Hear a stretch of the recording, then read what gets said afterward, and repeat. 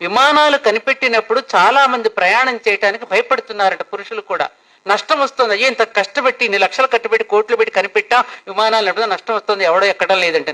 అప్పుడు అందరూ ఆలోచించి ఆడవాళ్ళని ఎయిర్ హోస్టెస్లుగా పెడితే తప్పకుండా పురుషులు ప్రయాణం చేస్తారని ఆలోచించి ఆడవాళ్ళని ఎయిర్ హోస్టెస్లుగా పెట్టిన తర్వాత దర్జాగా వాళ్ళ అందచందాలను చూసుకుంటూ వాళ్ళు ధైర్యంగా నడుస్తూ మంచినీళ్లు టీలు కాఫీలు అందిస్తూ ఉంటే హాయిగా వాళ్ళని చూసి వాళ్లే నడుస్తుంటే మనకేంటి, హాయిగా బెల్ట్ పెట్టుకుని దర్జాగా కూర్చుంటున్నాం కుర్చీలో. సక్సెస్ అయ్యింది ఆ విధంగా. అవును, మరి అంతటి ధైర్యం స్త్రీగా. అందుకనే పంచ పాండవులు కుంతీదేవి కూడా వాళ్ళు ఉన్నారు, ధైర్యంగా నిద్రపోయేవారట వాళ్ళు. అంతటి ధైర్యము సాహసం మన స్త్రీలో ఉంది. కాబట్టి ఈ సందేశాన్ని మనకు బోలెడంత ఆధునిక పరికరాలు బోలెడు వచ్చాయి స్త్రీలకి. గ్రైండర్లు వచ్చేసాయి, ప్రెషర్ కుక్కర్స్ వచ్చేసాయి. ప్రెషర్ కుక్కరే కాదు, కరెంట్ ఆన్ చేసి అన్నం వండేస్తున్నాం ఇవాళ. ఎవరికి చేతికి అసలు పని లేదు. చేతికేమీ పని లేకపోవటం వల్ల రకరకాల ఆలోచనలు. ఆమెకి గిరాకీ పెరుగుతుంది సైకాలజిస్ట్కి. ఏమ్మా, ఆవిడకి ఎంత గిరాకీ పెరుగుతుంది ఇవాళ. కౌన్సిలింగ్ సైకాలజిస్టులకు ఉన్నంత గిరాకీ వాళ్ళు ఎవరికీ లేదు, సైకియాట్రిస్ట్ కి సైకాలజిస్ట్ కి. అక్కడికి వెళ్ళిపోతున్నారు, ఎందుకంటే టైం ఖాళీగా ఉంటుంది, ఏం పని లేదు కదా. అందుకే మన పూర్వీకులు ఎప్పుడు కర్మని జ్ఞానాన్ని కలిపి, అమ్మ మెట్ల నిండా బొట్లు పెట్టు, అది ఊడువు, ఈ ముగ్గులయ్యి, ఈ భజన చెయ్యని ఎప్పుడు కూడా పనిలో ఎప్పుడైతే నియంత్రించబడతామో అప్పుడు మానసిక వికారాలకి తావు ఉండదు. ఇవాళ మగపిల్లలకైనా ఆడపిల్లలకైనా మానసిక వికారాలు ఎక్కువగా పెరిగిపోయి రకరకాల ఇబ్బందులు కొని తెచ్చుకుంటున్నారు అంటే కారణం సమయం ఖాళీగా ఉండబట్టి. చూసుకోవటం, చెత్త ఎన్ని చూసుకోవటం, వాట్సాప్లో యూట్యూబ్లో ఖాళీగా ఉండడం. ఖాళీగా ఉన్న తర్వాత మానసిక వికారాలు పెరగడం, ఏదో తినాలని పెంచడం, తీసుకెళ్ళి ఆ ఫుడ్ ఏదో పనికిరాని ఫుడ్లు తినడం. ఆ పనికిరాని ఫుడ్ తినంతా ఏ గుణం పెరుగుతుంది వాళ్ళలో, ఏ రకాల వికారాలు పెడితే రాక్షస ప్రవృత్తి పెరుగుతుంది. దాంతో పసిపాపల మీద అత్యాచారాలు చేయటం. దీనికి అన్నింటి కారణం ఏమిటి? మనసును ఖాళీగా ఉంచడం, శరీరంతో ఖాళీగా ఉండడం వల్ల ఇవన్నీ వస్తున్నాయి. ఆడపిల్లలు కూడా ఐఎమ్ సారీ, వాళ్ళ మహిళా సాధికారతను పెట్టుకుని అంటం తప్పో రైటో నాకు తెలియదు, కానీ ఆడపిల్లలు కూడా మగపిల్లల్ని బాగా రెచ్చగొడుతున్నారు. ఈ విషయం కూడా నేను ఒక పెద్దదానిగా మీ అందరికీ చెప్తున్నానమ్మా. ఇది కేవలం ఆడపిల్లలే గొప్ప, మగపిల్లలంతా చెడిపోయారని కూడా నేను అంటలేదు. ఇవాళ ఆధునిక కాలంలో ఆడపిల్లలు కూడా స్త్రీత్వాన్ని కోల్పోతున్నారు, మాతృత్వాన్ని కూడా కోల్పోతున్నారు. అది కోల్పోతే ప్రమాదం వాళ్ళకే.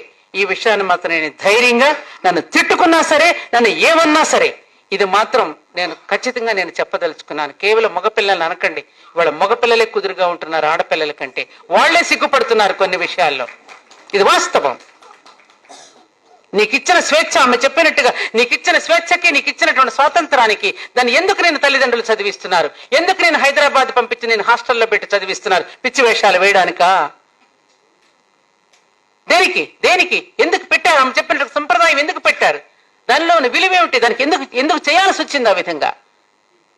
తేలిగ్గా పెట్టలేదే, వాళ్ళ ఊరికి అనవసరంగా పెట్టలేదు. దానిలో ఎంత సైన్స్ ఉంది, ఎంత శాస్త్రీయత ఉంది మన పెద్దలు చెప్పినటువంటి మాటల్లో.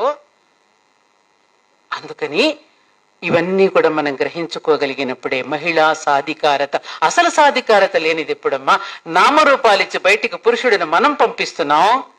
మీ ఆయన రైలుకి ఎక్కుతుంటే, ప్రయాణం అవుతుంటే ఏం చేస్తున్నావు నువ్వు? ఏమండి మీకు ఇదిగో పెరుగన్నం పెట్టాను, రొట్టెలు పెట్టాను, మీ ప్యాంటు షర్టు సూట్ కేసులో పెట్టాను, టవల్ కూడా పెట్టాను, సాక్స్ కూడా పెట్టాను, కర్చీఫ్ కూడా పెట్టాను, మీ మందులు కూడా పెట్టానండి. జాగ్రత్తన నామరూపాలు ఇచ్చి నువ్వు పంపిస్తున్నావు. ఆవిడొచ్చి ఆ సూట్ కేసు నీ చేతికే ఇస్తున్నాడే, ఆ నామరూపాలు తిరిగి నీకే ఇచ్చేస్తున్నాడు. నీకు లేనిది ఎక్కడా? నీకు అసలు స్థానం లేనిది ఎక్కడా? అంతటా నువ్వే ఉన్నావు. ఇది బాగా గుర్తు పెట్టుకోవాలి మనం. అంతటా ఆవరించిన స్త్రీ యొక్క సాధికారతే. ఏ పురుషుడైనా ఏ అమ్మాయి సంబంధం కుదర్చడానికి ఏదైనా పని మీద, ఏ బిజినెస్ పని మీద వెళితే వెంటనే నిర్ణయం తీసుకోడే. ఏమండి ఇంటికి వెళ్ళిన తర్వాత నా భార్యను కూడా సంప్రదించి మీకు ఏ విషయం తెలియజేస్తానండి అని అంటాడు తప్ప తనకు తాను నిర్ణయం తీసుకుంటాడా అండి? అక్కడక్కడ జరిగి ఉండవచ్చు, కానీ అధిక శాతం ఏం జరుగుతోంది? ఈ దేశపు స్త్రీకున్న గొప్పతనం ఏమిటంటే తాను నేపథ్యమునందు ఉండడానికి ఇష్టపడుతుంది, భర్తకు క్రెడిట్ ఇవ్వడానికి ఇష్టపడుతుంది. దేశపు స్త్రీ యొక్క త్యాగము గొప్పతనం అదే. ఎందుకంటే మరి వాడికి కూడా ఒక బాధ్యత ఇవ్వాలి, అతనికి కూడా సమాజంలో అతను నిలబెట్టాలి. కాబట్టి ఆయనకి గొప్పతనం ఇవ్వడానికి.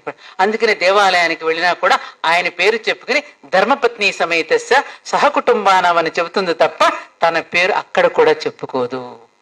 చెప్పుకుంటున్నావా మనం?